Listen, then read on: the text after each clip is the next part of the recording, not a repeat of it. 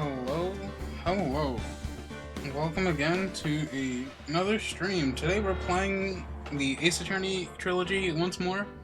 We're now going to start on the second game. Let's just go ahead and get into it.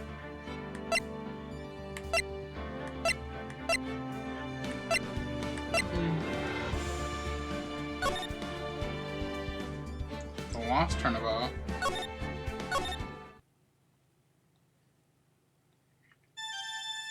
What the fuck?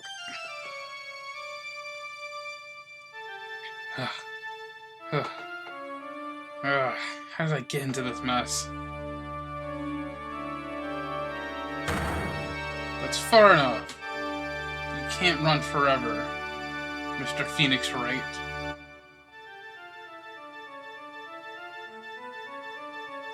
What have I done wrong? I cannot allow you to go on like this. But I'm just a simple defense attorney. Silence. You are no longer worthy of your title.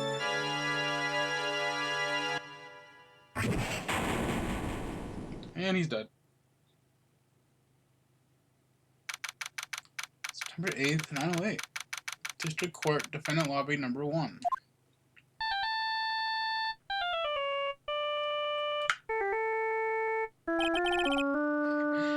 What a nightmare. I bet it was this ringtone that caused it. I really shouldn't be dozing off right before a trial starts anyways. Looks like they hung up.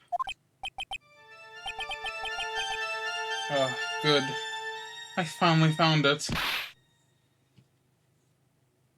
Talk about a close call. I hate to do this to you, but... It's nothing personal, Mr. Attorney.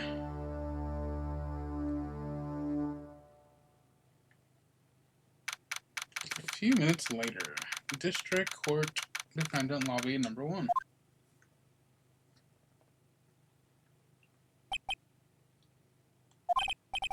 Ouch, my head. It's throbbing. Why does it feel so foggy in there?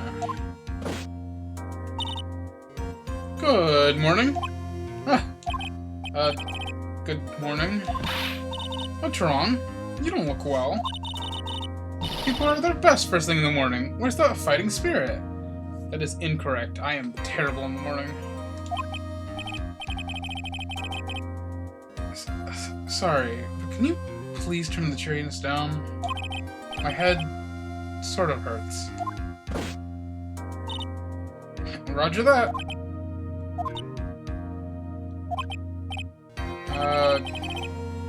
Am I in trouble or something? Huh? Trouble? Wait, never mind. You're a policewoman, right?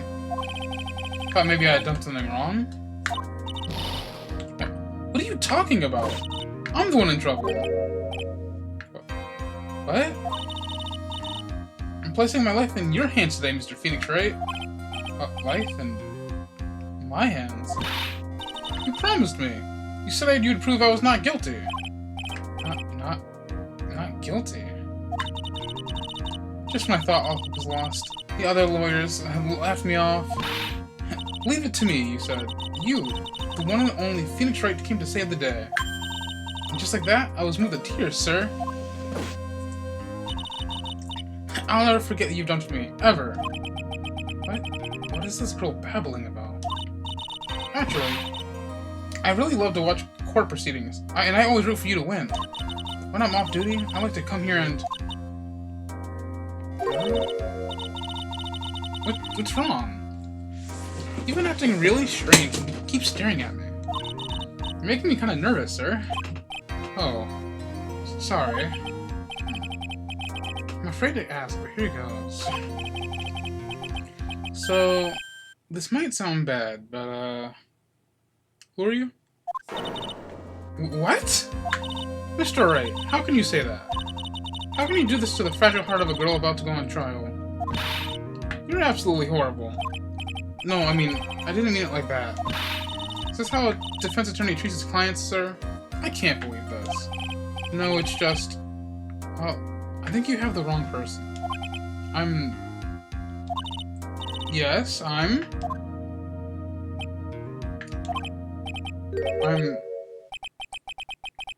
am I? Why am I drawing a blank?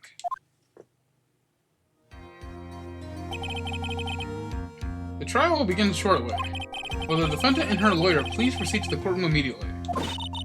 The trial's about to start. I'm counting on you in there, okay? I guess I have myself amnesia. Let's see. What can I piece together?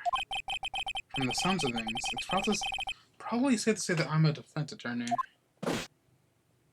And that girl. I said I'd prove her not guilty. I can't believe I made such an irresponsible promise.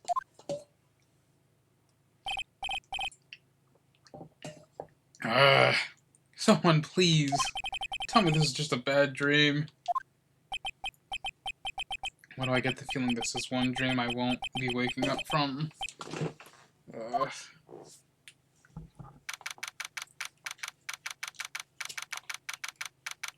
Courtroom number 2, my favorite. Oh, it's him again, it's him.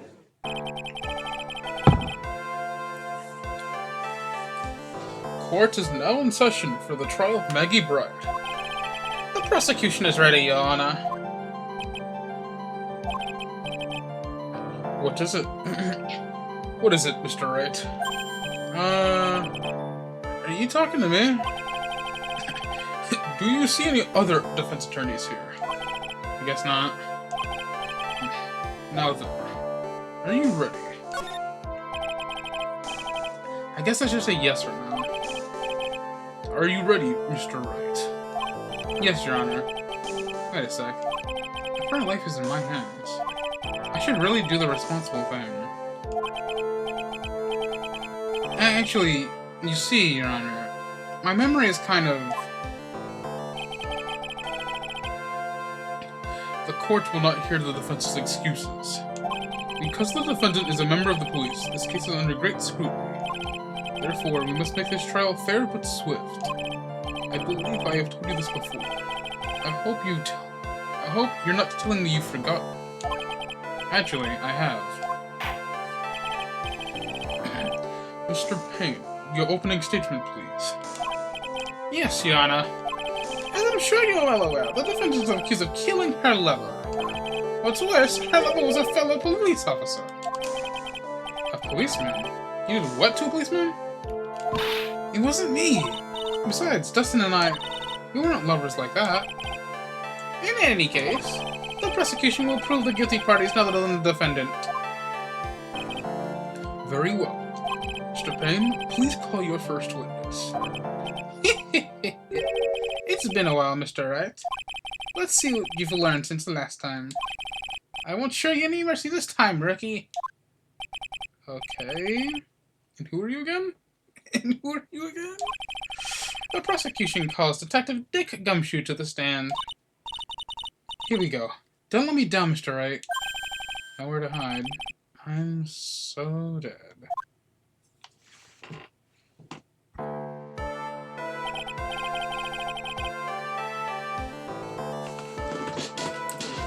Witness, please state your name and occupation. My name is Dick Gumshoe, sir. I'm the detective in charge of the homicides down at the President, sir. You don't look very well, detective. Well, sir, the defendant, she works under me, so, you know. You work under the detective? Yes, sir. And while I was your training, he was always watching out for me, sir. Such a wonderful guy, sir. I'll never forget what he's done for me. Okay, calm down. I believe you. Detective Gumshoe, please describe for us the details of this murder. Yes, sir. It happened at the park near headquarters, Expos Park. The victim was one of the local cops, Dustin Prince. He was pushed down from the benches from the upper path, sir. The landing beat his body up bad and snapped his neck. The details that are listed in the report were distributed yesterday. Yes. The autopsy report, correct? Why do I not remember getting a copy? I see everything is in order here. Even the estimated time of death is unusually well documented. The victim's watch fell out of... The victim's watch stopped from the impact of landing, sir. The result of the autopsy confirmed the time of death. If I may, Your Honor, the prosecution would like to submit this photograph. Very well. The court accepts it into evidence. Now then, I recall yesterday's preliminary hearing. A very important piece of evidence was brought into our attention. Yes, Your Honor. Yes, sir. Yes, I guess? Mr. Wright, is your head on right today? There's a very crucial piece of evidence found under the victim's body. Was there? Have you lost your mind? Well, actually, it's just nerves. Give me a second. What? How can you talk like such an amateur? I thought you were a pro, sir. Alright, sir. I'll help you for this. At a time like this, you ought to take a glance at the court record. Court record? Yep. Info about evidence and people involved in this case are all listed there, sir. You can look at the court record by pressing RB.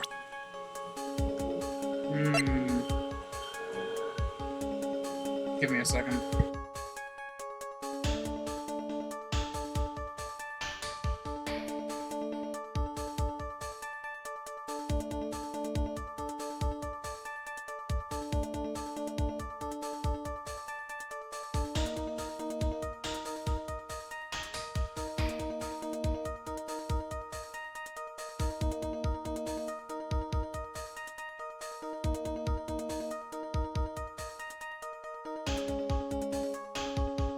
Okay, I think they're finished.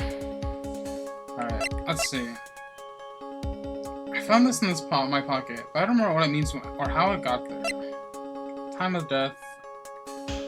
Cause broken neck, body was also covered in bruises. Glasses found near the victim's body. Pieces of nearsighted lenses were found nearby. Victim from the walking path above.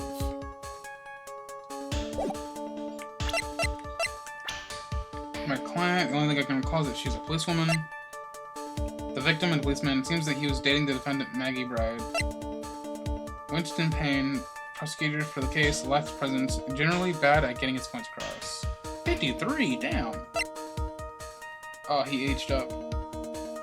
Detective at the local president, in charge of the initial investigation.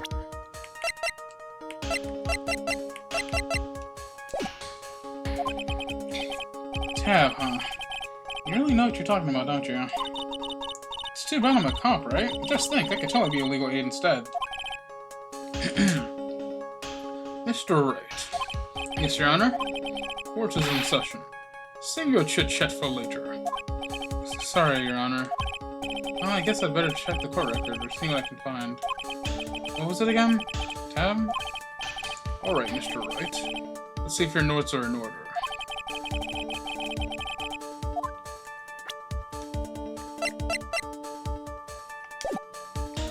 And what was the piece of evidence found underneath the victim's body?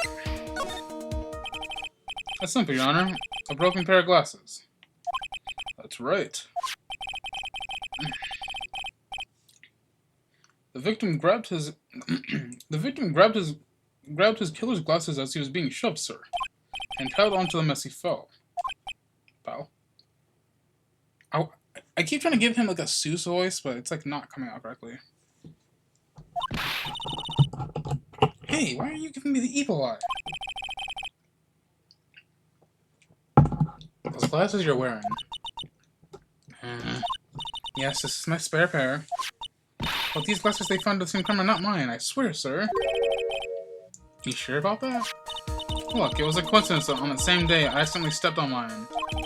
A coincidence, she says. Yana, I have further evidence to present. Oh? You have more. And this evidence is very decisive. Very well. Let's hear it from our witness about this evidence.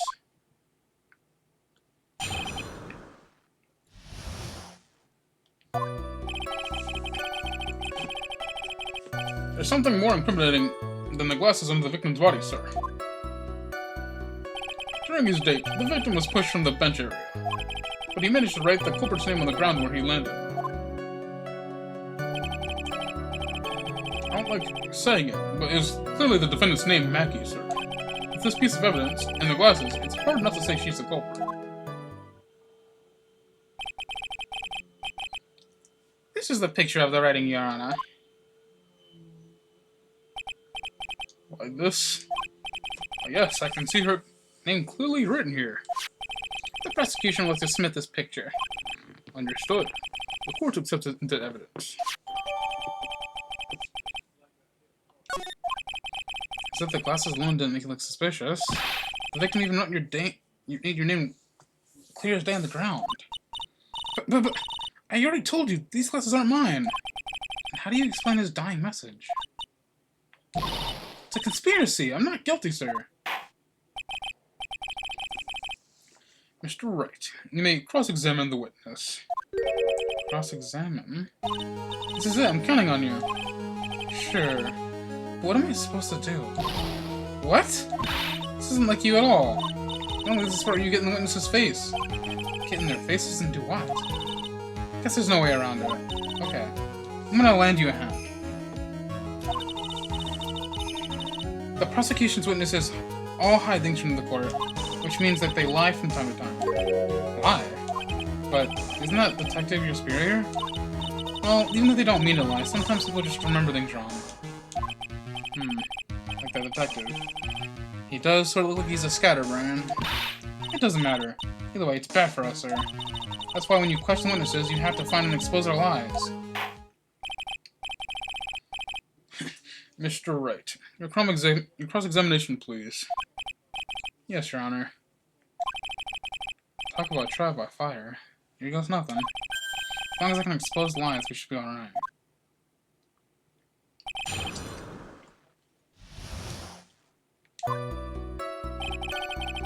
I'm liking the new music.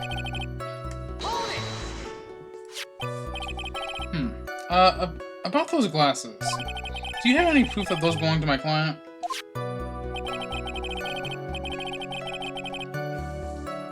The lenses are nearsightedness, and are almost the same shape as hers, pal. Even the frames look kind of like the one she's wearing in her ID, pal. What should I do now? Hold it. Almost and kinda are not good enough in a case like this.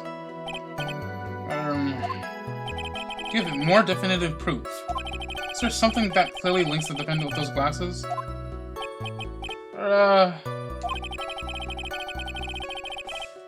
The dirt and sand rubbed out any traces of fingerprints or anything else. So what you're saying is, detective, is that you have nothing that proves that the glasses are my client's. Something like that. What? I see. So there's no proof.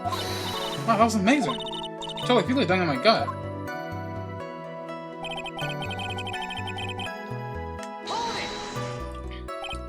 Now, you're sure he was pushed and that's how he was fell? Yeah, pal.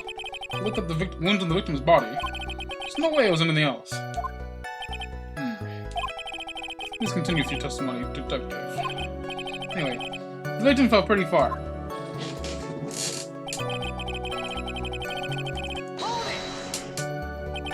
The culprit's name. Yeah, I was surprised too. I didn't want to believe it, but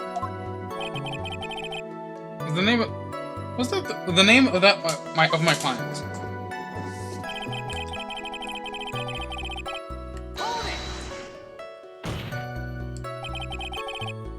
Are you absolutely certain? Sorry, pal. That's what it said. And this is the picture of it. No matter where you look at it, it's so Maggie. She's got a point. Hey, hold on. Huh? Don't harm me. I know the picture says Maggie, but... now that she mentions it, something feels off about this picture. That's how you know you found a contradiction. Now hurry up and present some evidence. So that's what spotted bitch feels like? Better check the court record again. This piece of evidence in the glasses, it's hard not to say she's the culprit. And you are certain that it was the victim who wrote the name on the ground. There were scratches on his fingers from rough sand, and there were grains of sand stuck under his pointer fingernail. It certainly seems that the name was written by the victim himself. It didn't go well. The writer really was the victim himself, and we're in a lot of trouble. Don't give up. Keep that fighting spirit going. I'm glad you're all pumped up, but I really want to see your special move, sir. My what? You always look so cool when you present evidence. Present evidence. Ah, that one. Actually, I was just thinking about that.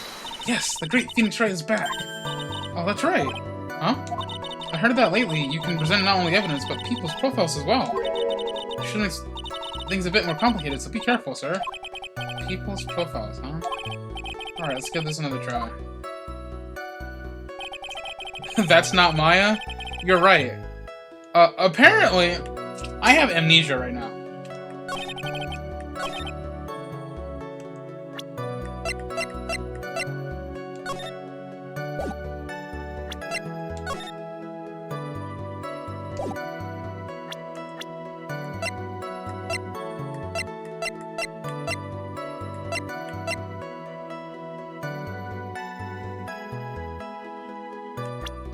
Wait a minute. Wait a minute. I'm sorry. Go back. M-A-G-G-E-Y.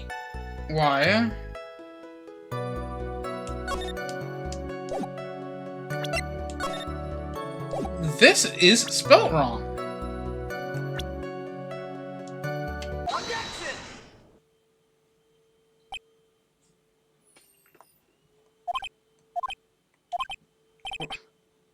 What is it? What? It's come over me. Without thinking, I just blurted out objection. And yelled out at the top of my lungs, finger outstretched, ready to take on my opponent. What a rush! Detective Gumshoe! Damn, is Phoenix alright? No! Detective Gumshoe! You talking to me, pal? Please state the defendant's name for me. What are you trying to prove with his futile exercise, Mr. Wright? You'll see. This is a very crucial line of questioning. Actually, Mr. Payne, you can answer. The defendant's name, if you please. Where is this ridiculous question coming from? The defendant's name is Maggie Bragg. I think someone needs to check the court record. What? It says right here that it's Maggie Bride. Ah! Looks like the bird caught the cat napping. What's going on here? I have no idea. I have no idea either, sir. As you can see, the victim did indeed leave a name Maggie. However, the defendant's name is actually spelled Maggie. This is a blatant contradiction of facts. Oh, how about that? I hadn't even noticed. But maybe the victim didn't know how to spell her name correctly. May I remind you that it was you who said the defendant is accused of killing her lover? If they were truly lovers, it would be impossible for him to not have known her name. No! This is very true. Mr. Payne. Yes, Your Honor. Are you absolutely certain that the defendant and the victim, Dustin Prince, were in fact lovers? Yes, I'm quite certain, Your Honor. They were a well-known couple in the police force. Detective Gumshoe. Please testify to the court the relationship between the victim and the defendant. Yes, sir.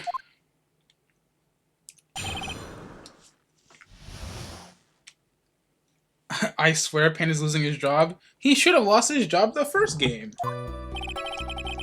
Officer Prince and Officer Bride have been going out for about half a year. Wow, that's crazy.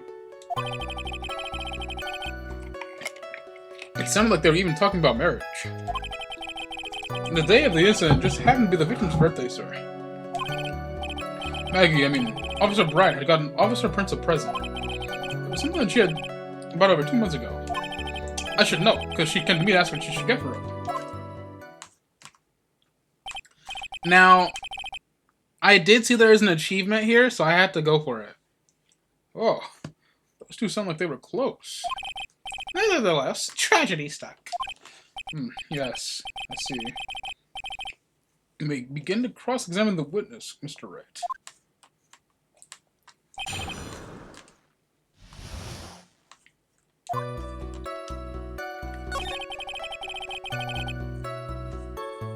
Me when Maggie bride like bird because magpies.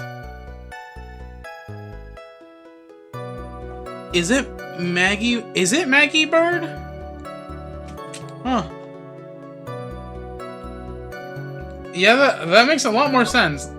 Maggie Bird.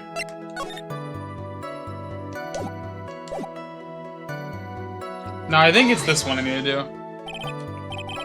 Marriage? But wasn't the victim 8 years older than her? What? You saying the guy's gotta marry someone the same age as himself, pal? No, that's not what I meant at all. Detective Gumshoe and Dustin were only a year apart, you know. Ugh, I think this fella has a ways to go before marriage. Mind your own business, pal. I got an achievement.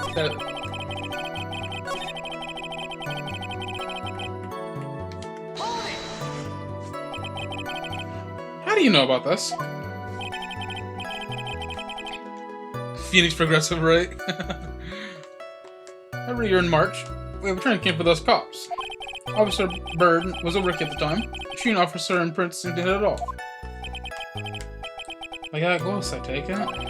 Actually, I was supposed to go too, but I couldn't pay the deposit for the trip, so I didn't. If only I had gone on that trip.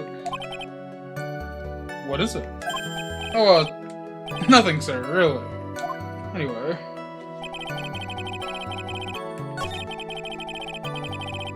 I bet the plant gave Phoenix amnesia?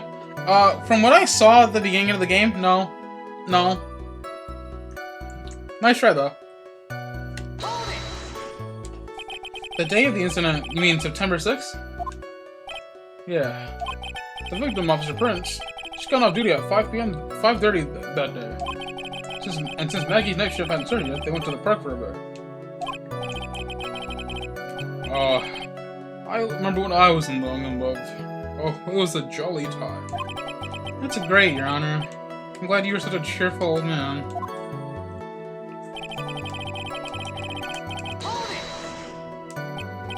You seem to know a lot about the defendant. Well, that's because, I'm her boss, and I gotta watch out for my subordinates. But even what she was going to give as a present, isn't it going a bit too far? Hey, pal, watch what you say. Not everything that happens underneath. So much as scratches there. I really don't need to know that much. Mr. Wright, please refrain from badgering the witness. I agree. Even this witness has a crush on the defendant. That should not be the point of the discussion at this time. Whoa. Wait a second. Why are we talking about this? It's all your fault, pal. You're guilty. I should have you arrested. I think the good detective is about done here.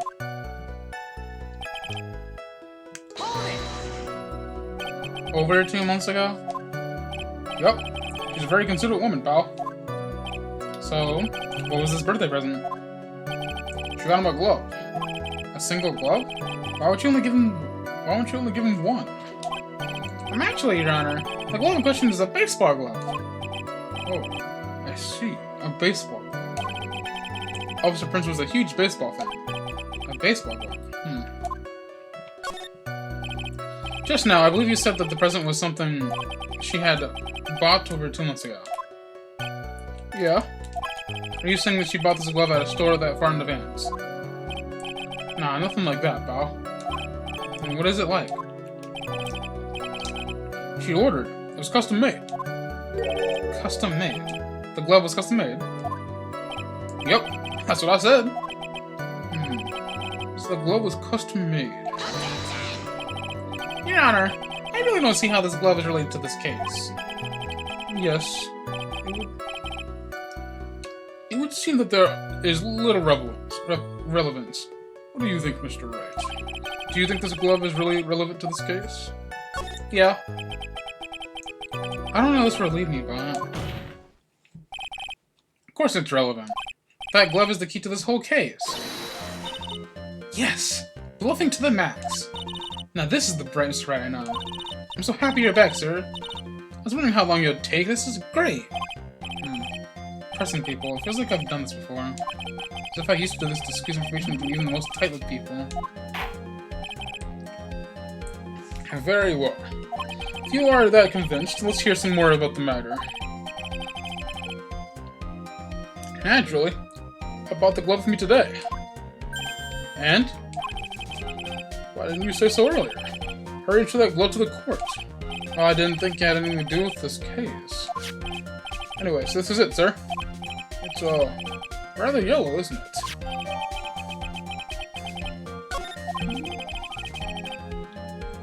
Officer Prince really liked the color yellow.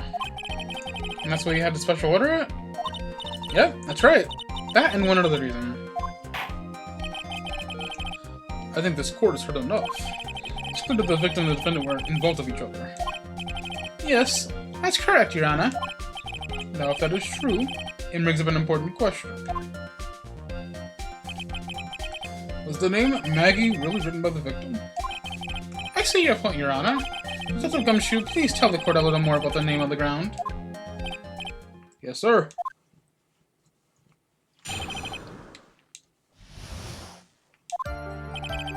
We first looked into the handwriting. Fortunately, we couldn't confirm that it was the victim's handwriting. Next, we checked the victim's pointer finger. We found that there was sand trapped under the victim's fingernail. There were also scratches on his... There were also scratches on the skin that were caused by him writing on the ground. From this, we can confirm that the victim wrote his name from the right hand, pal. Yes. Perfect logic conclusion. Now then, Mr. Wright, may cross-examine the witness. Thank you, Your Honor. So I noticed he said right hand. Can I...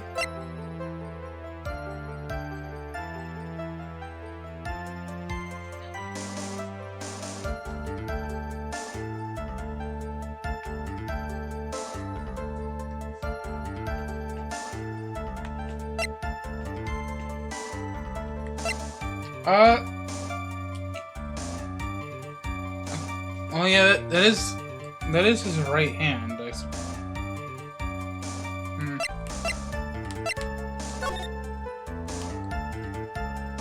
Yeah, that is his right hand. Okay. But can you really determine the handwriting based on a sample in his hand? This is why amateurs are amateurs. We're not a bunch of simpletons, pal. Scientific investigation in this country has actually gotten pretty good. I believe it's time to get back to the real point. Agreed, Your Honor. So, as the result of the investigation...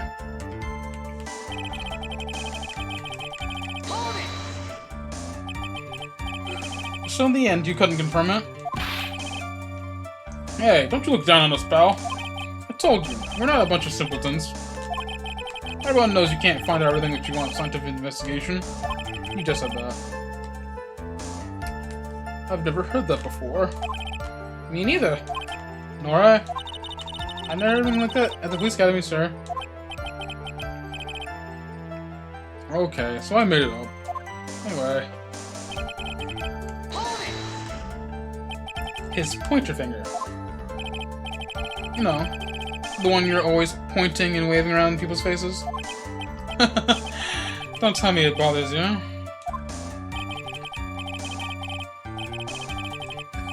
Every time you do it, it's like it's a mini heart attack. It's like you're trying to kill me, pal.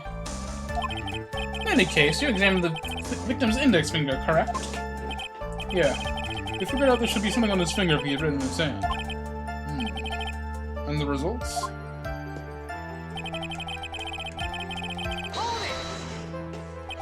And what does that prove? Well, it did prove that wrote... It does prove that he wrote his... My voice! Well, it proves that he did write that name with his finger. Yes, which explains why there's sand stuck on his nail. I guess he's right. And there's more.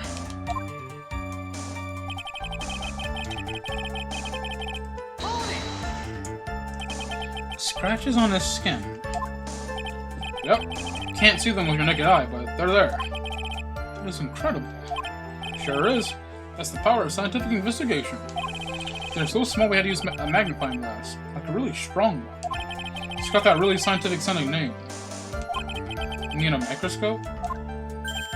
Yeah, that's it. We used one of those and that's what we found them. I can't think that doesn't know what a microscope says.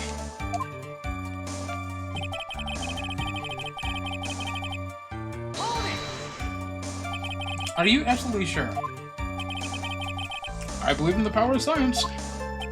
I wonder if my evidence is solid enough to counter this with. Listening to this, you'd think there's only one conclusion. The name was definitely written by the name of the victim. Well, don't you think that'd be really strange, sir? It doesn't really roll up that message of his right hand. Do you think I would have gone through that much trouble to get him his present? The present? What about it? Okay, so am I right? Is that a left-handed glove?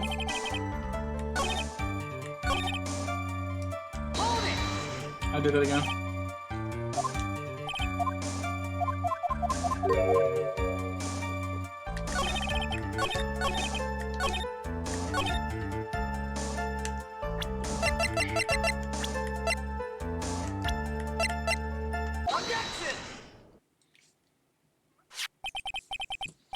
Detective Gumshoe, take a look at this.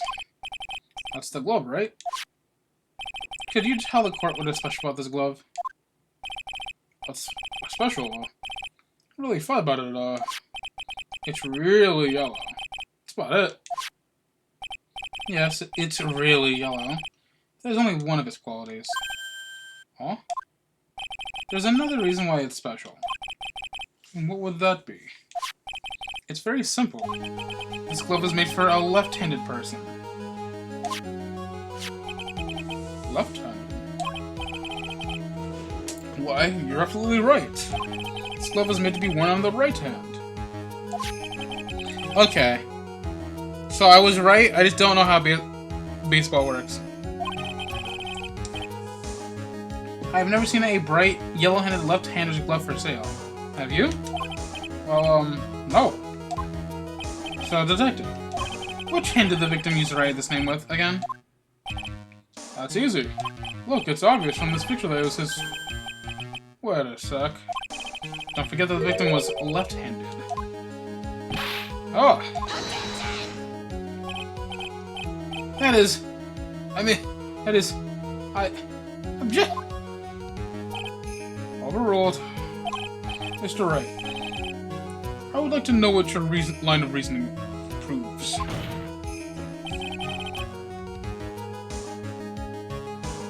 There's only one conclusion that can be drawn. A left-handed person could not have written the message with his right hand.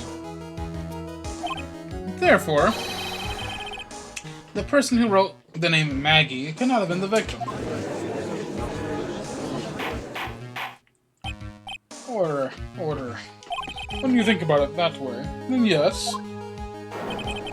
It is not possible that his name was written by the victim himself. That means that Maggie is... No! It's not possible! Mr. Payne? Yes, Your Honor? The evidence the prosecution has presented has failed to prove the defendant's guilt. In fact,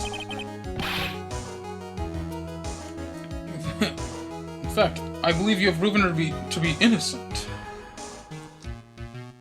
I think everyone can write with both hands, just not that well. Yes, but when you look at the picture, there's no way in hell you are writing that well with your non-dominant hand unless you are ambidextrous. And if someone says you are left-handed, that means you're not ambidextrous. There's no way you could write that well. Like that, you know? No! Alright. You did it, Mr. Wright. Not true.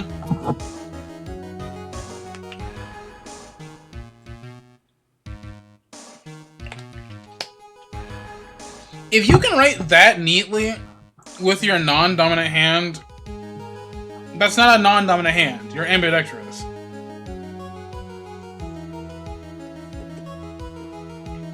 That, or your life is dedicated to writing. Phew, I feel like I can breathe again. It seems we have reached a conclusion. You did a fine job once again, Mr. Wright. Me, Your Honor? Well, thank you, sir. See, you got complimented by the judge again. You're really good. And that's why you can't give up being a lawyer, sir. I'm joking, I'm ready to then retire. I'll now announce my verdict. This court finds the defendant, Maggie Bird. Whoa, whoa, whoa! No, not yet! I mean, please give me a few more minutes, Your Honor. What is the meaning of this, Mr. Payne? The prosecution is not finished yet. What do you mean?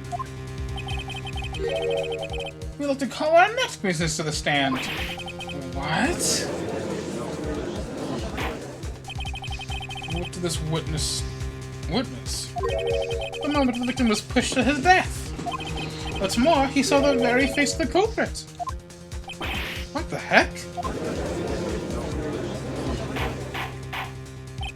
Order. Order in the court.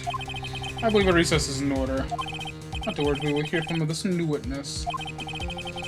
I had a feeling that this was a bit too easy. I need information. I'll have to see what I can find out during this recess. I can't let my guard down. It's only going to get tougher from here. Court is adjourned for recess.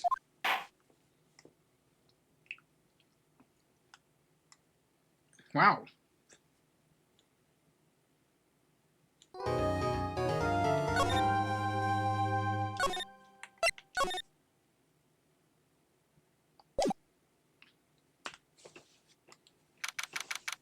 September 8th.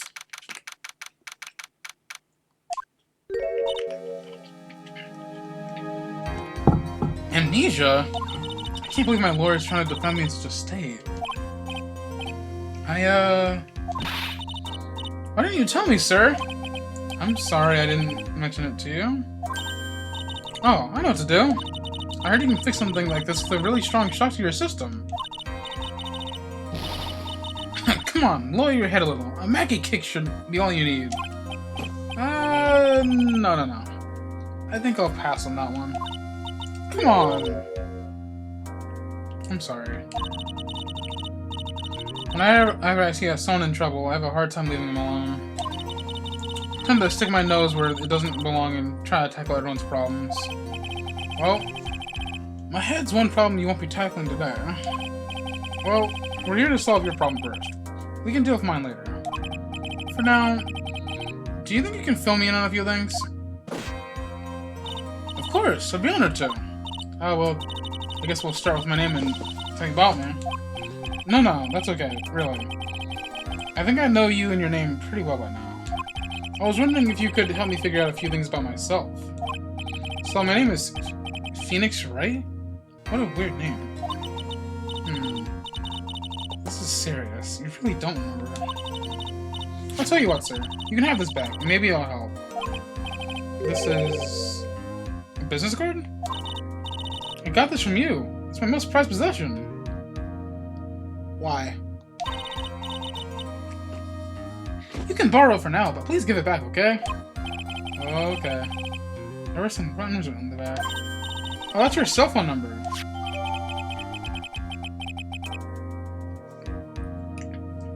It's my business card.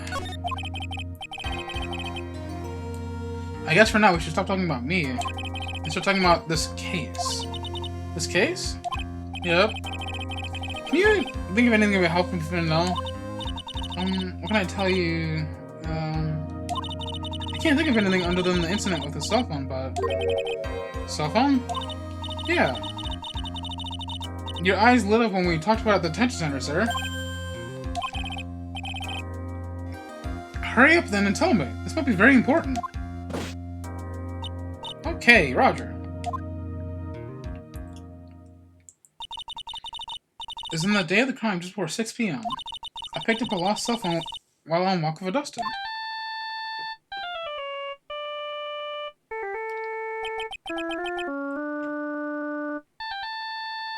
It's that fuck-ass blue badger again. I see him. All of a sudden, the phone began to ring. Hello? Oh, thank you. I've been searching for my phone.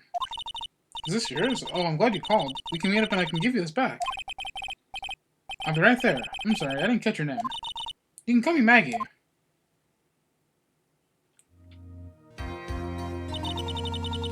We agreed to meet up at 6 p.m. Dustin and I waited for the person to show up, but they never did.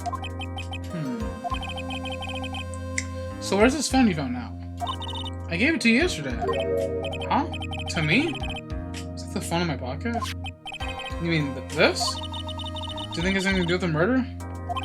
I don't really know. But if my eyes lit up... Ah! You were here all along! You're so mean. I called you a million times, but you wouldn't pick up. When I checked the courtroom, everyone had already left. Ah! Who the heck is this? Let me guess. I'm supposed to know this girl, too. Hey! Good morning, Maggie. And a good morning to you, Maya. So, how's it going? Is there a word for worse than abysmal? Oh? And what if I said everything would be fine? That's right. It's Maya to the rescue. Ultra-decisive, super important evidence. Here you are, Nick. The thing you wanted me to bring. Huh? Oh, thanks. What the heck is this? A list? There's about 20 people's names on phone numbers written on it. It was kind of tough, but I managed to dig up some dirt. It looks like these guys are from up to no good. No good? As in? There's a group of con artists that the police are currently investigating. I think these guys are the members of that group.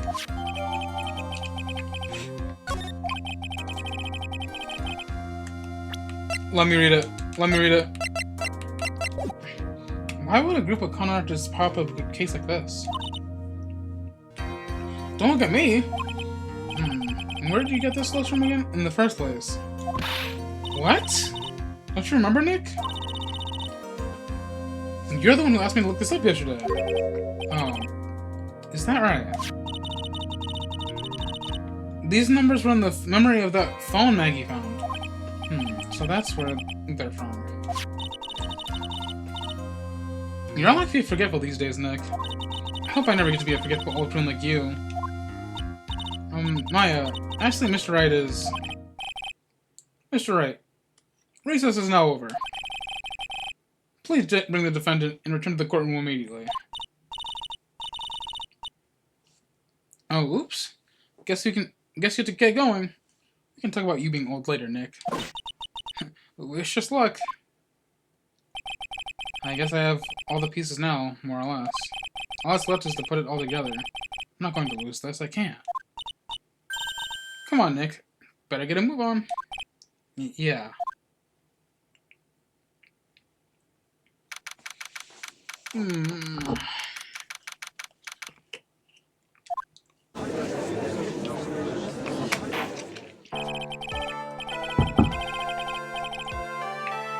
Court will now reconvene. Please call your next witness to the stand, Mr. Payne. Yes, Your Honor. Before I do, may I say a few words? What is it, Mr. Payne? It's about the next witness. He has a tendency to say things that rub people the wrong way, you see? So I asked if the court might be a little lenient on... There's no need to give a preface. Just hurry up and call your witness, please. Yes, Your Honor. The prosecution calls its next witness. A drifter who was taking a walk in the park the day of the murder.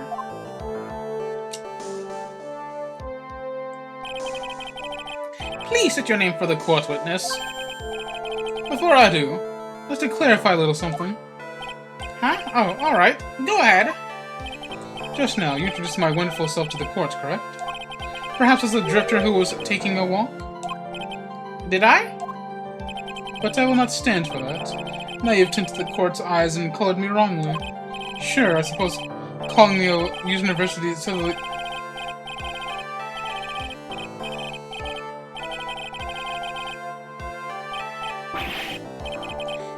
Yes, I understand. I'm very sorry. I'll be more careful from now on. Please stop talking. What is he? Is a human chatterbox? Ugh. I had to question him?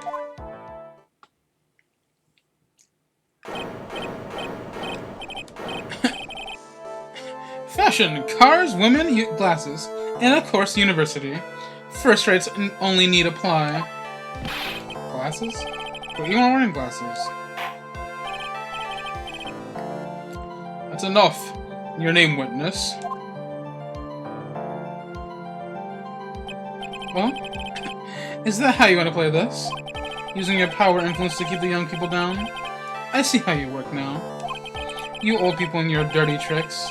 You thought you had me, but you thought wrong. I'm sorry. It won't happen again. Oh, man. Alright. I forgive you.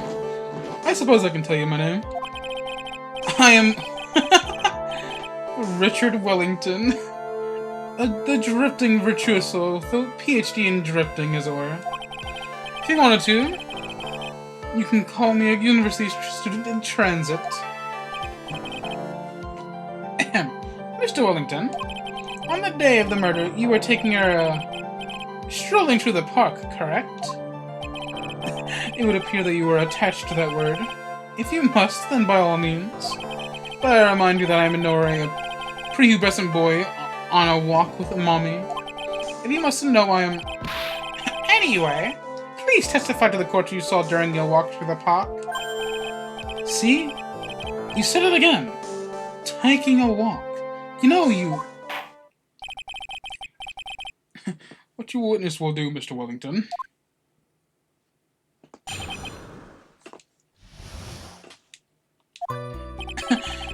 I was in the park all afternoon deep in thought about my life situation. I don't remember at the time all that well, but I do believe it's past 6 p.m. Yeah. All of a sudden, a police officer falls from above, right in front of my eyes. Without a thought, I looked up and there I met the eyes of a charming young lady. Of course I remember her sweet face. It was that of the pretty defendant over there. The only thing I saw was the banana that fell with the police officer.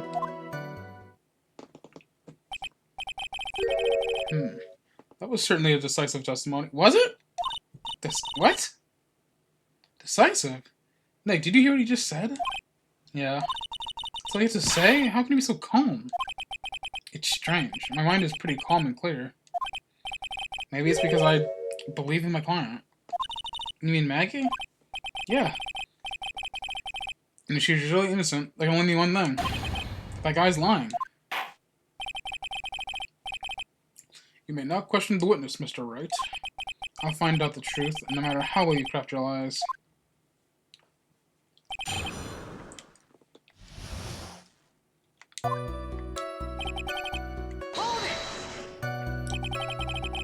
So you're at the park afternoon. You seem to have a lot of free time. That was very rude of you. But then again, what can I expect? That's what you get from a man who graduated from a no-name trashy university. No-name? Trashy? Now, this might be hard for a mush-headed, feeble-minded baboon like you, but... I have to think very carefully of the future of our great country. But I thought you said you were thinking about which college to go to next now. Oh, please. Which university I go to will directly affect the very future of this country. That arrogant little smile.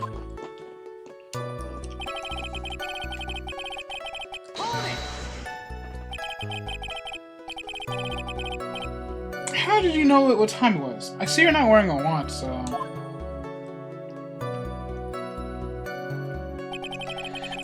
Is that the best you can do? Do you think you can discredit me like that? You're just a third-rate bias who... I guess I can't expect real smarts from you. His arrogance is really intolerable. What should I do now? Answer the question. How did you know what time it was?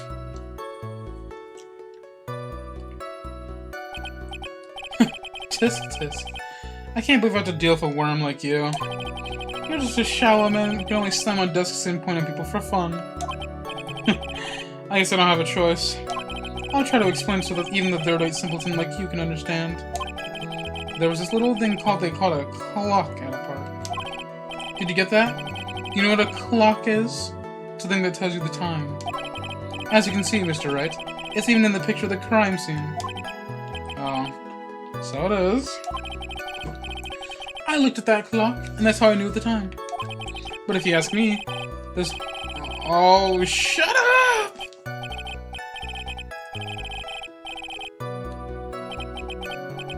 And yet, again, another flood of meaningless words. Talk about a first-class waste of time. In any case...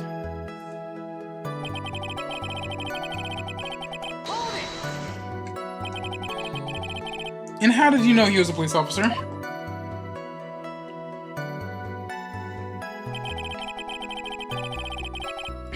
You obviously have no idea how powerful my deductive reasoning skills are.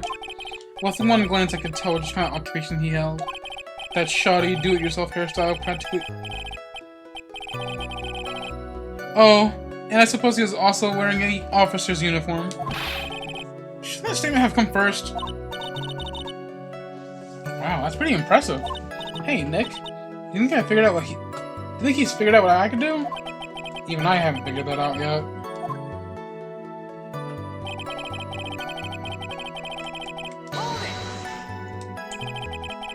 Are you sure you gotta go look at her face?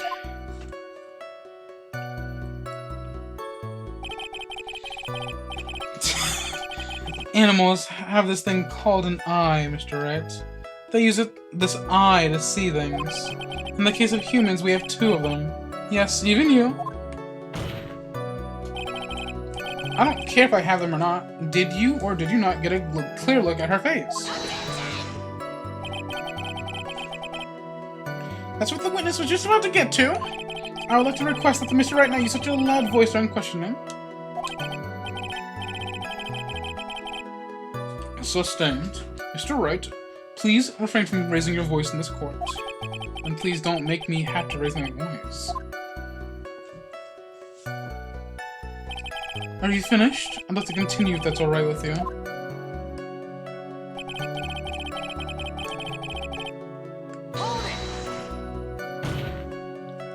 So you're sure you're not mistaken? Please, don't confuse your pitiful train wreck of a life with mine. I'm what you call a famous brand name product, while you are only a cheap imitation. There is no way someone as magnificent as myself could make such a mistake. Of course, of course. Oh, ho, ho, ho, ho. Of course. Did you notice anything else of interest with this?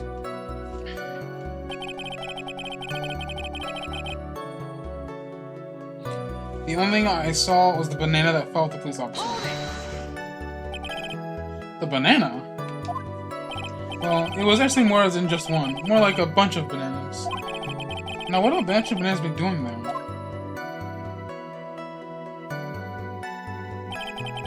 And why would I know such a thing? I'm only telling you what I saw. That's really strange. Maggie never mentioned anything about a bunch of bananas. That's it, Nick. He's gonna be lying about the bananas. He could be, but there's no reason for him to lie about there being bananas at the crime scene. What if it's not a lie? Well, maybe he thought he was seeing one thing, something else? If he mistook something else for a bunch of bananas, then that would be an inaccuracy. Think, Phoenix, think. If my client is innocent, there's no way he could have seen what you said he did. Which means if we can somehow show that he's lying, yeah, that's exactly what we need to do. She's right. She's got a sharp mind, but I just can't remember who she is. Is everything okay, Nick? I understand this one. I guess it's easy because it is the first trial, but... you know. Mr. Wellington, I believe I have the bananas you saw right here. Ah, so you knew about the bananas too. Why didn't you say so earlier? But don't think you can use this as a way to pull more information out of me. And that's where you'd be wrong. Mr. Wright, what is the meaning of this? Isn't it the baseball glove? Huh? What? A baseball glove? Doesn't it look delicious? Care for a bite? That's not... It's a... No! Your Honor, I think this proves one very important fact. This witness...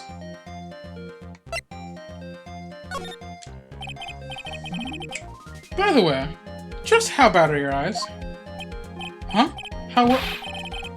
You... Why are you asking me about this all of a sudden? Your Honor, it is very simple to mistake a glove for a bunch of bananas. Oh, I don't think so. Objection overruled. You're one of those people. Yes, you know what I mean. You're like those... Oh, whoa. Shut up. I'm a drink while he's talking.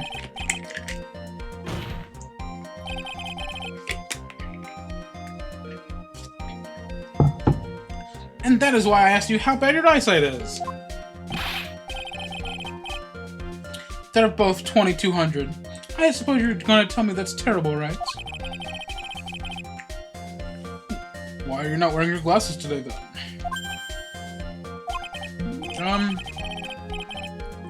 It's because I lost them recently, you see. Of course, I was planning on getting a new pair made right away. But you know, my glasses are no ordinary glasses, so to replace them... How about when you witnessed the crime? Were you wearing your glasses then? How about it, witness? You are an unrelenting evil man. You're like one of the... Whoa. Which boils down to you were not wearing your glasses at the time. Therefore, the identity of the woman at the scene of the crime was in that of the defendant cannot be proven by this witness.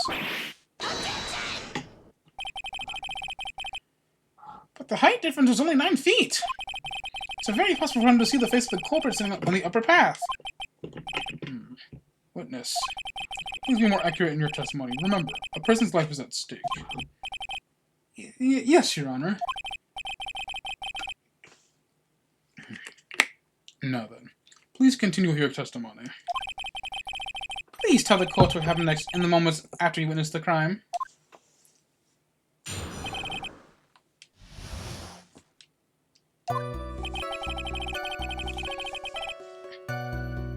The girl on the upper path ran away as soon as she realized I was there. After that, I immediately called the police station to report the crime. It must have been 6:45 when I made the call. They must have had a lot of free time on their hands if they showed up within 10 minutes.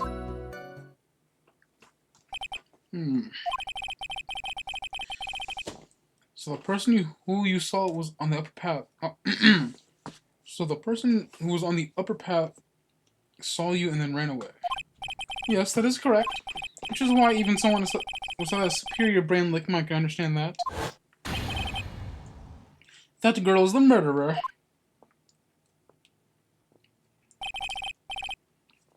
You may question the witness now, Mr. Wright.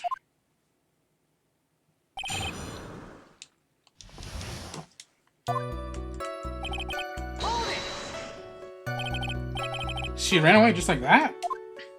Yes, she did. She saw me and flew the nest like the guilty bird she is. That's rude. That's rude. Oh, I'm sorry. Was that Was that pun too hard for someone who only got a third-rate education? Actually, that did take me a few seconds to get. Anyway, if she ran away the instant she saw you, how could you tell she was my client? The witness has already answered that question. He has stated that the defendant is the culprit. This is true. Mr. Wright, I'm striking your question from the record. How can I get more information out of him? Nah, he was cooked. Immediately? As in immediately. I mean, sure, a minute might have lasted before I did. But that's the duty of every good citizen, or did not teach you that in your pitiful school? Think people learn about how to kill people with police in college? Hey Nick, I think you should take a look at the court record for a sec.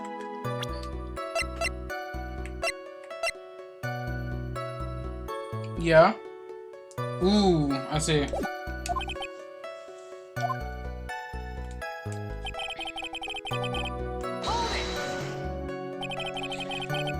How do you know what time it was? The detective told me. Hi Reina, how are you doing? We are playing the second game now. That detective told me. You know which one I mean. The one with the jacket that makes me think they drop out from a no-name high school. Hey pal, I graduated from a pretty good, top-rate college. I don't believe this. It doesn't matter. I don't believe I was mistaken what time I called. And if I am wrong, then that detective also doesn't know how to tell time. What? Why, you're just some lazy kid. I think the court can see your point. Anyway, how did the police respond? Yeah, the second game, this is the first trial. It's already interesting because like there's a lot of new music and such. That, and currently, Phoenix has amnesia.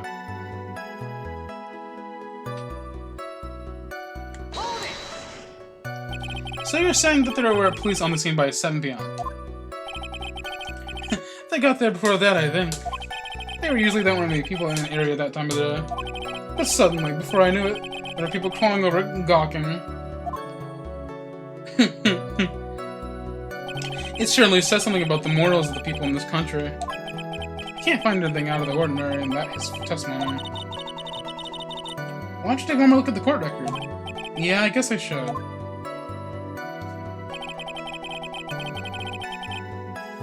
You wish you had amnesia for the whole game, but no? That would be an interesting game. To see him fumble through the entire, like, series with amnesia.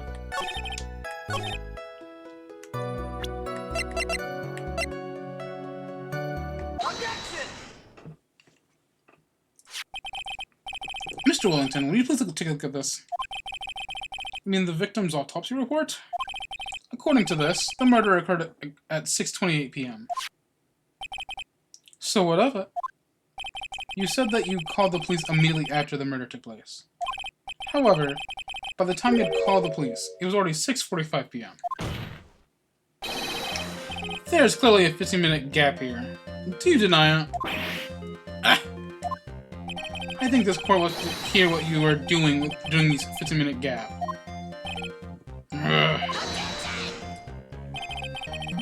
The witness was in shock at the time of witnessing a terrible murder. It's only to be expected that he would be a little dazed. 15 minutes is hardly to call a little dazed. Mr. Wellington. Yes? Explain yourself. What were you doing those 15 minutes? The cases in this game are so interesting. I have a little to pretty much no information about any of this game, so this is going to be fun to find out. Answer the question. Telephone. I mean, spit it out. I was searching for a phone booth. A phone booth? You mean you don't have a cell phone? You and your questions. If you're trying to open all the layers of them, actually you have to Matrishi Okshadal. You must think you're something really special. Witness? I lost my cell phone. There, are you happy? You lost it? Unbelievable. You lose your glasses and your cell phone. You must be very scattered when it comes to your belongings. What? Are you saying that first-rate people are never allowed to lose things? Haven't you? Alright, we're not doing this. Enough. Oh man, oh man. Wait a second, hold on a second. He lost his cell phone? Nick, that cell phone, could it be? You mean this phone Maggie found? There's no way. Well, I didn't see this coming. What should I do now? Mr. Wellington, where is your cell phone right now?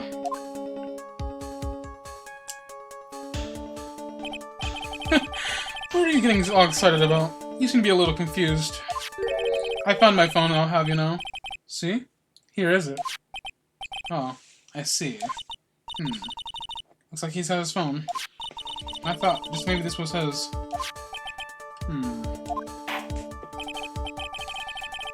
Well then, I think we've cleared this issue up. At the time of the murder, the witness did not have a cell phone because he had lost it. Therefore, the delay in his call was caused by a search for the phone booth.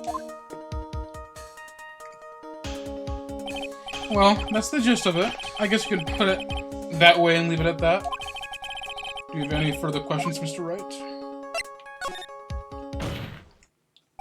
Your Honor, the witness's testimony does not make any sense. I don't believe that there was ever a need for the witness to search for a phone. How dare you? You can't just make outrageous claims like that. You have some sort of proof, do you? Well, yeah, of course.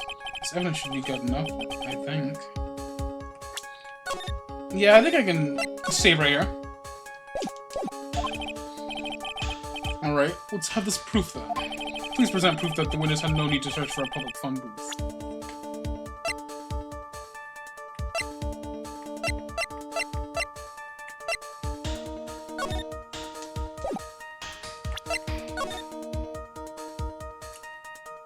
Huh. Take that! It's quite simple, actually. Please take a look at this. The crime scene photo? Is there a problem with it? Oh, there's nothing wrong with the picture. But if you don't understand my logic to looking at it, something is wrong with you. No! It's a phone booth. That is correct. All the defendant had to do was walk 3 steps. Mr. Wellington, why did you not use the phone that was right in front of you? Ugh. Order, order. What is reporting the crime a late plea for the defense? The witness can't explain what he was doing for those 15 minutes. That is reason enough to throw suspicion on his testimony. Yes, this is very true. What do you just say for yourself, witness? I bet this phone really is his, Nick. He must have killed Dustin to get his phone back. But Maggie said that she's going to return it to him. So there's no reason for him to kill for it. And on top of that, we still don't have the photo she found anyways. And on top of that, we still have the phone she found anyway. You still had some questions after the tutorial ended? Hopefully I figured them out. Because otherwise I'll be just as lost. But if he wasn't looking for his cell phone, maybe he's looking for something else? Was he? Mr. Wright. Yes, Your Honor? Do you have any thoughts on your ability to share with the court? Can you offer an explanation as what the witness was doing during those 15 minutes? There's only one possible explanation. Alright, let's hear the explanation. However, be forewarned, if your explanation is not persuasive, you will be penalized. Think carefully when you present, Mr. Wright. Yes, Your Honor. I probably shouldn't have said there's only one possibility. Please present to the court that will enter the evidence. Please present to the court one piece of evidence that will enter the following. Why didn't the witness call the police when not aware?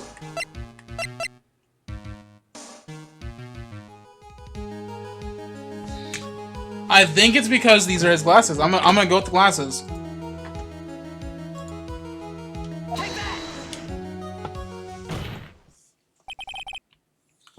Mr. Wellington. What? Don't do that. You almost gave me a heart attack. These are your glasses, aren't they? Ah! Where did you find... Gah.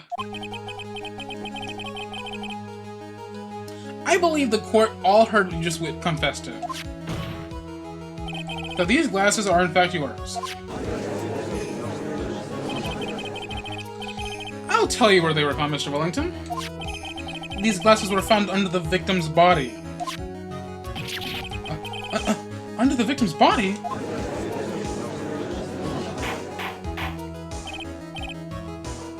Order. No, wait a second. Hold on. I didn't confess to confirm anything. Your Honor, I think the answer is quite clear here. As he fell, Dustin Prince grabbed the culprit's glasses. The culprit knew that he had to find his glasses and searched frantically for them. What he didn't realize is that they were under the victim's body. And that is why it took him 15 minutes to make that call. Mr. Wright, are you indicating the witness as the real murderer? Of course. That is precisely what I'm doing. Oh!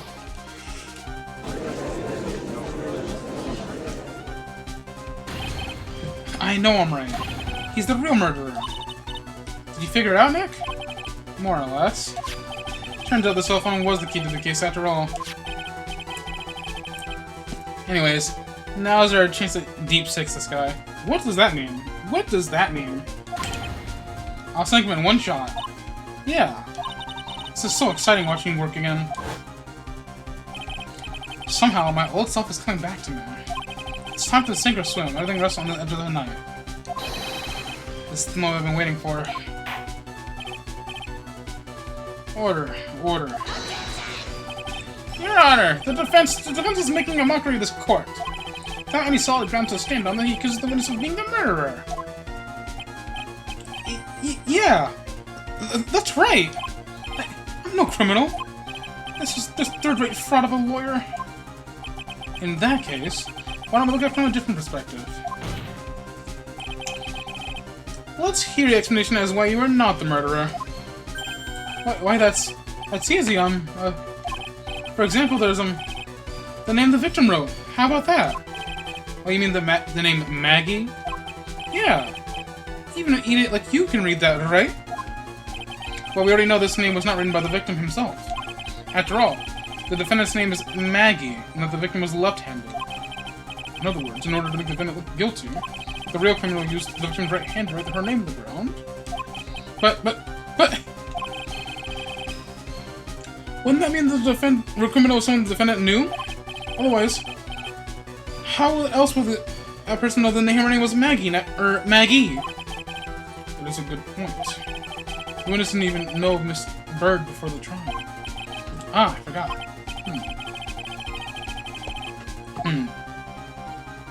Was there any way this creep could have known Maggie's name beforehand? It'd be best if I could prove that the witness had a chance to learn. The defendant's name was Maggie. No. Will the defense please present its case? How could the witness have known the defendant's name? Mr. Wellington, you didn't have your cell phone with you on the day of the murder, correct? So what if I didn't? When you realized you had lost it, what did you do? What did I do? Didn't you try to find it by calling it? Why, how did you... Your Honor, these questions have nothing to do with... Overruled. Mr. Wright, where are you going this line of questioning? Do you think there is some relation between the witness's cell phone and the murderer? I do, Your Honor. On the day of the murder, Maggie Bird picked up a lost phone in the park. And she also received a phone call from the owner of that phone.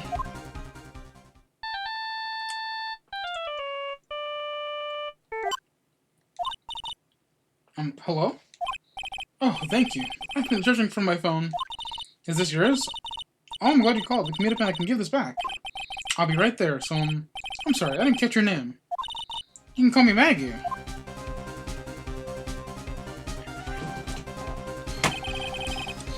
That's when you learned her name was Maggie. But you made one fatal mistake. A fatal mistake? My client's name is Maggie, but the name that was written on the ground was Maggie. This is a mistake that can only occur if you knew how her name sounded. Ew!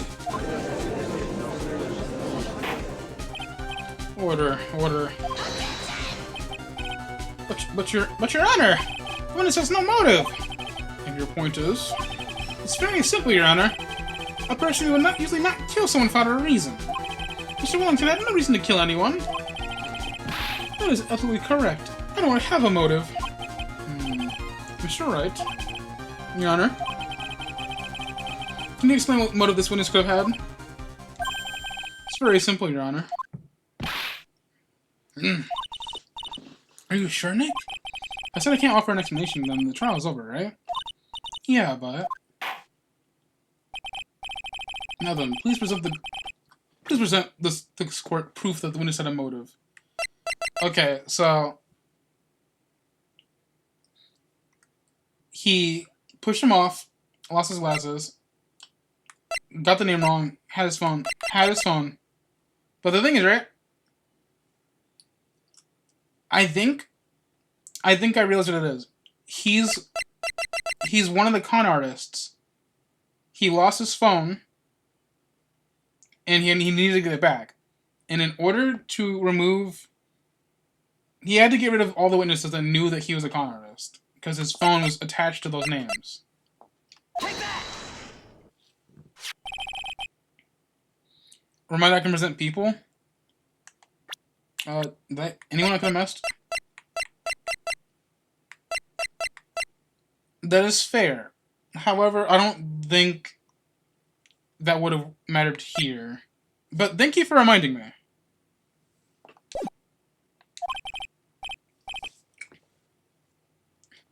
Mr. Wellington's motive is right here. What is this? A list? These phone numbers were pulled from the memory of the phone the defendant found. And we have determined that the people on this list are members of a certain group.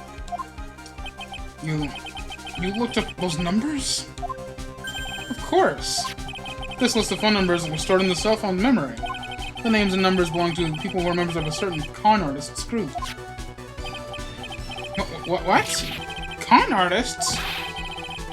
Can you explain why these numbers are on your phone, Mr. Wellington? This is an outrage, an invasion of privacy. Looking at the phone numbers of a person's phone is worse than a crime than murder. You're one of those people. You're just like one of those... Oh my god. I don't care, Mr. Wellington. All I want from you is to tell us what this list is about. Do you think any of you, know what it's like to be such a refined man like me?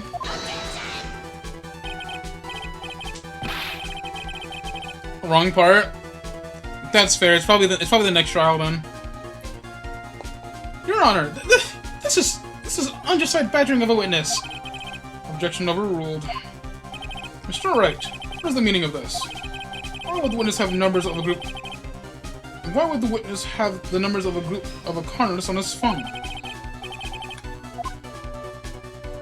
Isn't it obvious? The witnesses.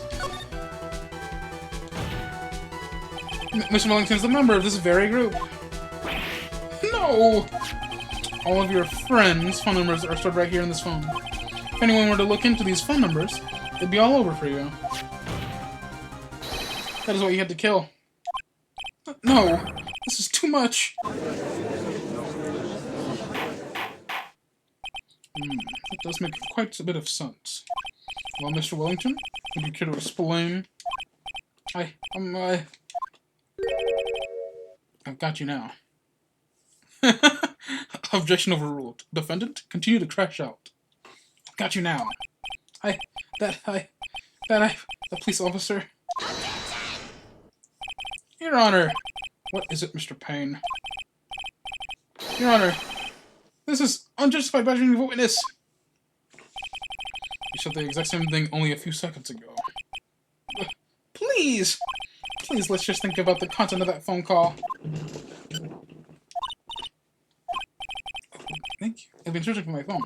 Is this yours? Oh, I'm glad you called. We can meet up and get this back. The defendant had already promised he would return the phone. After that, all Mr. Wellington had to do was to meet Mr. Bride to get his phone back.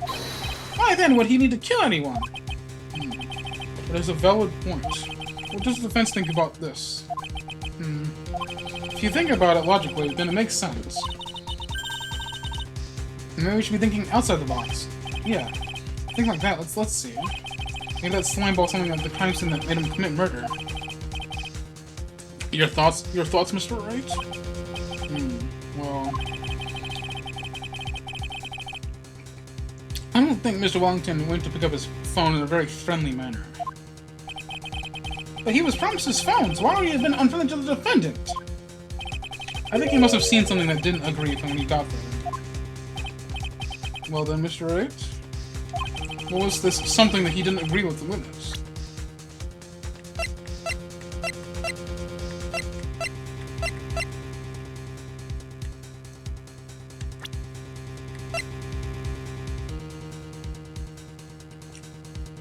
So, would it be the fact that he is he is a policeman, or is it the fact that he is dating?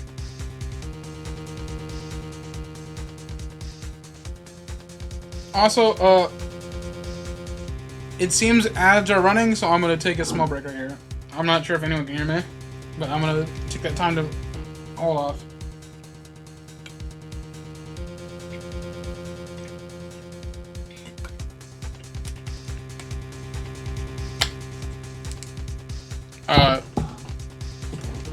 Kaylin, can you hear me?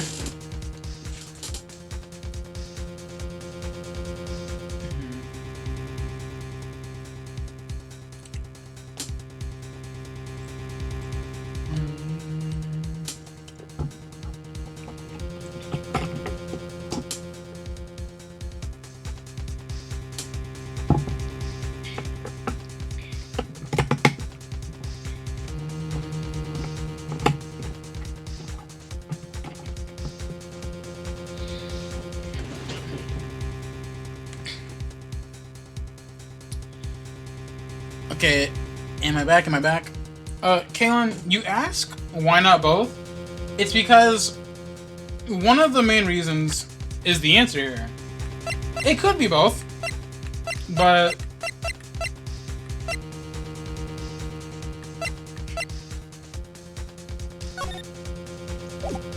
so he pushed the defendant, wrote the name. I'm gonna go with Maggie, because she was the alibi to his getaway.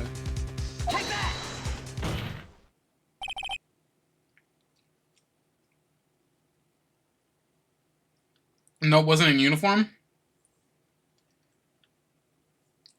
So you're saying it is actually the police one. Okay. The witness saw this. Mr. Wellington, is he correct? Okay, yeah. That was fair. So my thought process was that he was jealous that he saw a couple, and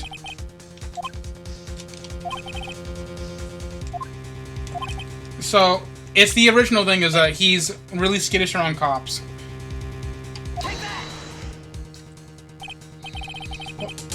He's just afraid of cops because he's a con artist. That makes sense. What Mr. Wilkins saw was the victim. The victim? You mean Dustin Prince? Justin Prince had gone on his date right after their shift was over. With no time to change, he went to the park still wearing his police uniform. Oh!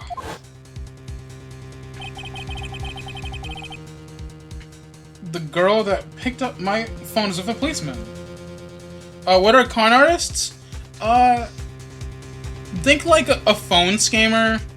They're like people who do things with the like interest of like getting your money or items. Like they trick you into doing something that will benefit them, essentially. Think like, you know, give me your credit card and the things in the back and you can get like a free game. Yeah. So essentially, if he was seen and recognized, he could have got arrested. The girl that picked up my phone is with a policeman. He couldn't have known they were going out, so he began to worry. He was afraid the policeman would ask a few questions before returning the phone. I called your grandma so I can redeem her $100 Google Play gift card. Do not redeem. Yeah, it makes sense. Like, if the police asks questions, he's gonna get in trouble.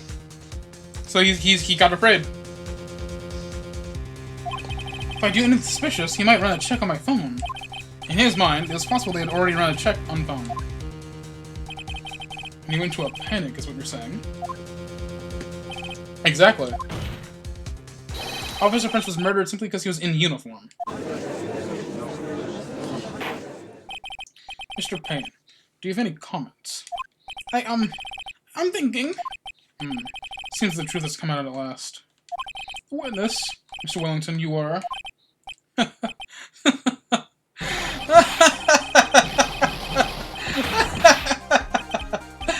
Impressive. Not as bad with a person with a third-rate education. What's that supposed to mean?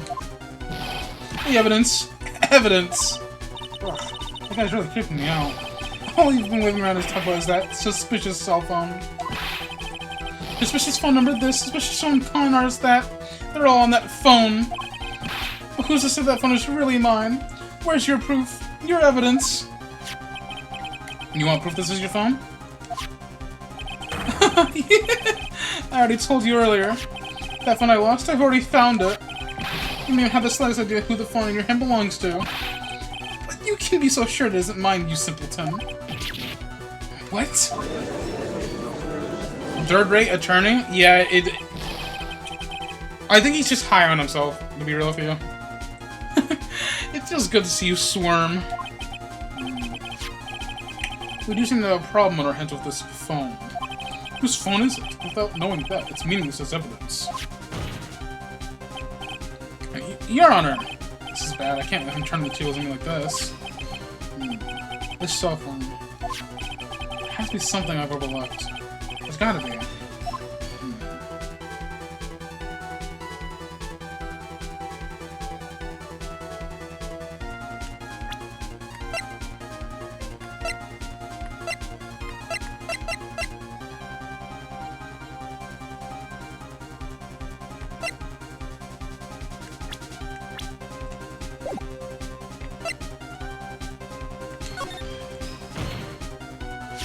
I've got it. We should check for fingerprints.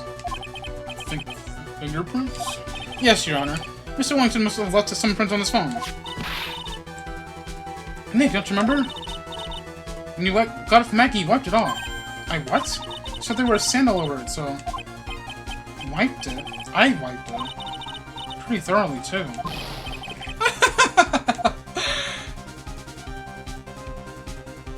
It's oh so much fun watching their like, trash babble like morons against themselves.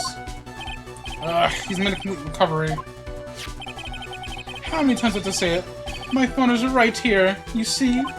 Oh, and incidentally, you can't check the number stored on this phone. It must have glitched because all the numbers just magically disappeared. You've got to be joking. He erased all the numbers that's going to use as evidence. Mr. Wellington, what's this? By the tone of your voice, it sounds like you still have some fight left in you. Where did you finally find yourself on?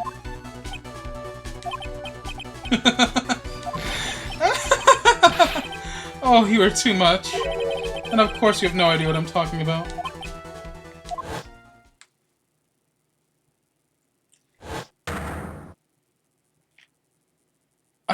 Oh my god, now I remember!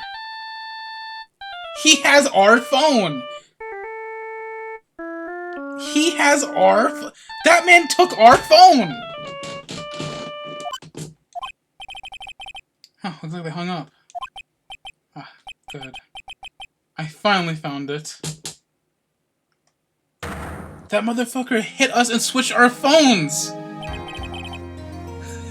That motherfucker! So that's when.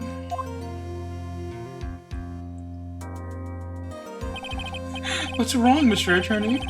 Why the harsh glare in your eyes? Yeah, he smacked me in the fucking head with the fire extinguisher. Nick, we worked so hard to get this far, but if you don't do something quick, he's gonna get off scot-free. I know. On this phone has to be his. But how am I supposed to prove something like that? Mr. Wright, if you cannot prove who the owner of that cell phone is, your indictment will have no basis, and therefore no power. Looks like you came up with a penny short. Where? Where did I go wrong?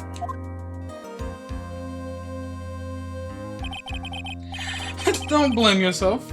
You're merely a third-rate lawyer. You only made one big mistake. Who are you? What are you? That's something you haven't figured out for yourself yet. Who am I? The answer is so obvious. The court hereby concludes the cross-examination. If that will be all, I'll have to bid you gentlemen and ladies goodbye. I have a reservation for that ultra-fancy restaurant on the upper side of town. Thank you for your assistance. You've had a stressful day, so please, bon appetit. What am I supposed to do? Am I supposed to just let it go at that? No. Please wait, Your Honor. Alright, Nick. I think I may be able to prove it. Prove it? Prove what, Mr. Wright? Everything. Your Honor, the cross-examination is already ended. Besides, the defense is just going to badger the witness with inane questions. You will not harass the witness. Is that clear, Mr. Wright? Did you hear this? No harassment around, Mr. Attorney. Please, Your Honor. Very well. But this is your last chance, Mr. Wright. You may present one piece of evidence to the court. I only get one shot at this. If you cannot prove everything, it's over. For your client and for you. Do you fully understand? Yes, Your Honor. Motherfucker. I'm sure you're well aware, Your Honor, but the cross-examination period is ended. Were you paying attention, Mr. Payne? I said that Mr. Wright could present only one more piece of evidence. Oh. Now then, Mr. Wright, this is your last chance. All comes down to this. It's go time. Please present the one piece of evidence that will explain everything. It's my ID card! Why, thank you. Why, thank you. How nice. Here, please have one more of mine. Have it.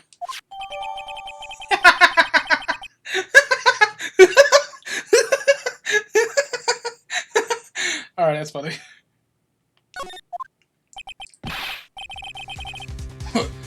Wait a minute. What am I doing? This isn't going to be exchanging business cards. Your Honor, there is something very important about that card, and that is...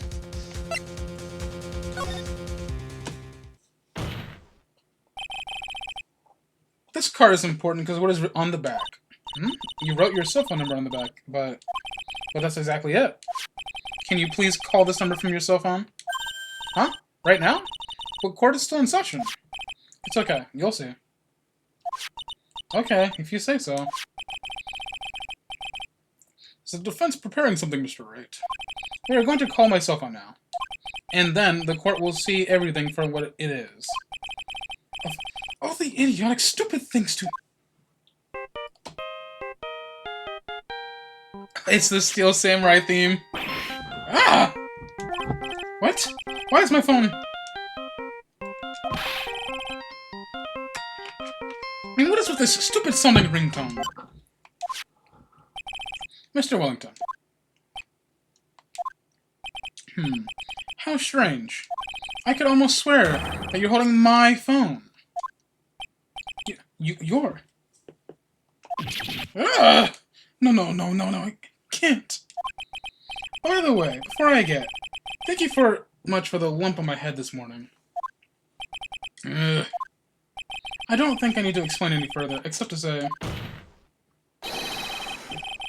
When you went to retrieve your cell phone, you mistakenly took the wrong one. Oh! The fucking...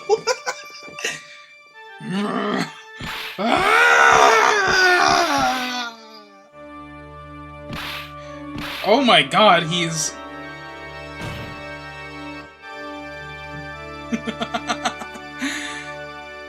The Steel Samurai ringtone is pretty catchy, to be fair, if you're so right. So that is what happened. We're knocked out by Mr. Wellington. He is a man who lives on his pride and self-image alone. And in order to hide his involvement with the con artist group, he has become paranoid and lost all ability to make rational judgment. Yeah, he sure did. Then, Mr. Wright, the phone you're holding... It's Mr. Wellington's, naturally. Speaking of that man, how is he, Mr. Payne? He was arrested and then taken away, Your Honor. Very well. Now then, this court finds the defendant, Maggie Bird, not guilty. Yeah! By the way, I learned something earlier, like, a week ago. Apparently, the confetti is all coming from Gumshoe. That man is so happy for our cases that he is just throwing confetti around. That is all. The court is adjourned.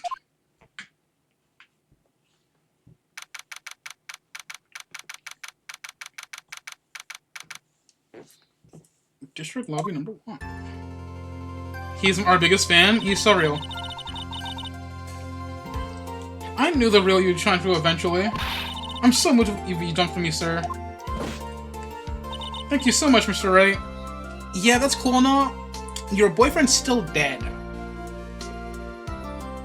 I'm sorry to tell you about that. I feel really bad for Dustin. He didn't really deserve this. It's probably because of me. Huh? My whole life has been nothing but a whirlwind of bad luck and failures. Your whole life? It can't be that bad, can it? Since I was 6 months old, when I fell from the 9th floor of my apartment building. What the fuck? How are you alive? I've been hit by all sorts of vehicles, gotten sick from all sorts of foods, failed at almost every test I've ever taken, experienced every kind of disaster, never even won or tied at the game of tic-tac-toe. Yeah, no, 9th floor. You should not be. You should be gone.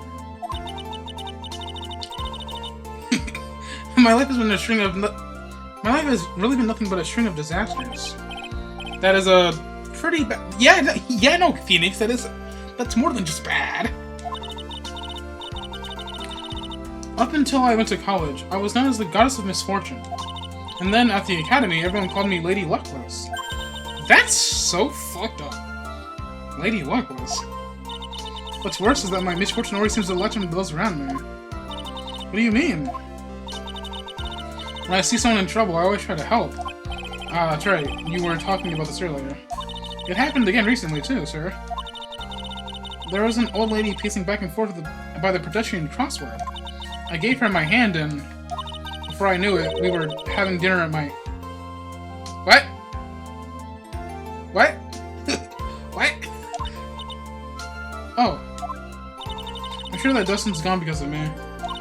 That's not true. That glove didn't even have any sort of special meaning.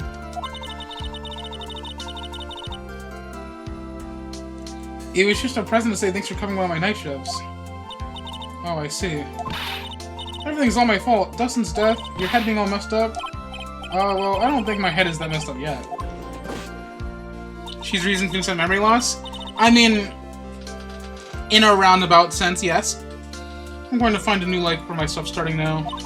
The next time we meet, I'm sure I'll have found a new ocean's worth of good luck by then, sir. Yeah. After all, the Goddess of Misfortune is only a name. You bet. I'm gonna make it. I promise. Next time we meet, I'll only be an unlucky person instead of a goddess. Yeah, that's the spirit. Well, Mr. Wright, Maya, I should get going. Okay, good luck to you. Thanks. You take care of yourselves, too.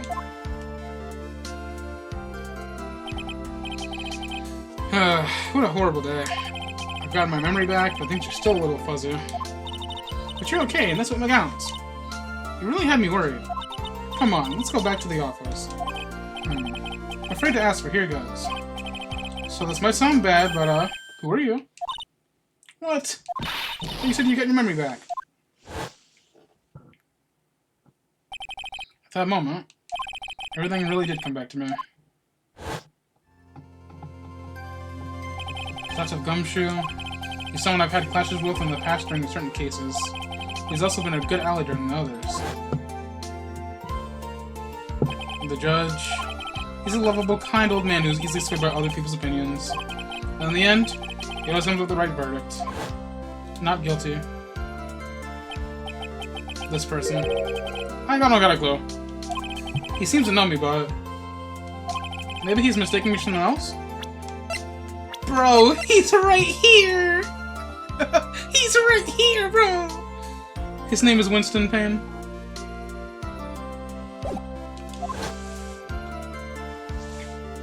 And this girl, Maya? You finally remembered! It's sad we can't keep the judge's business card. You're so right, I should have kept it. This is Maya Fey, my assistant. That's right. I have so many unpredictable memories about her. For example... Earth's to Nick, what's wrong? You keep staring at me. Don't tell me you've missed me. Well, yeah, I suppose I have. I feel like I haven't seen you in ages. Oh? Well, I'm back now.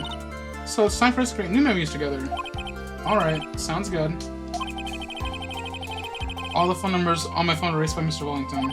I guess I have to start over from the very beginning. Come on, Nick. Let's go to our usual burger joint. Okay. Okay. Actually, it hasn't been that long since she came back to my life. And that story began on one rainy afternoon 2 months ago. You know, if you lose all your contacts, that means he lost Mia's number. That's kind of sad, actually.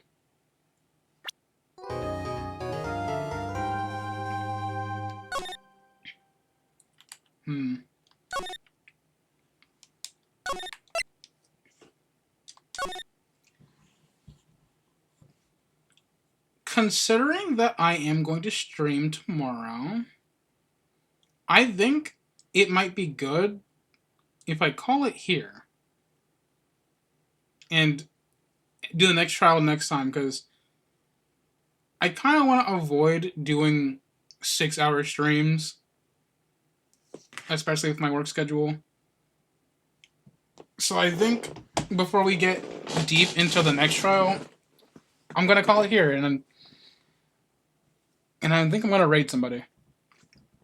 But, yes, thank you everyone for watching. Thanks everyone for being around. And next stream is tomorrow at 10 p.m.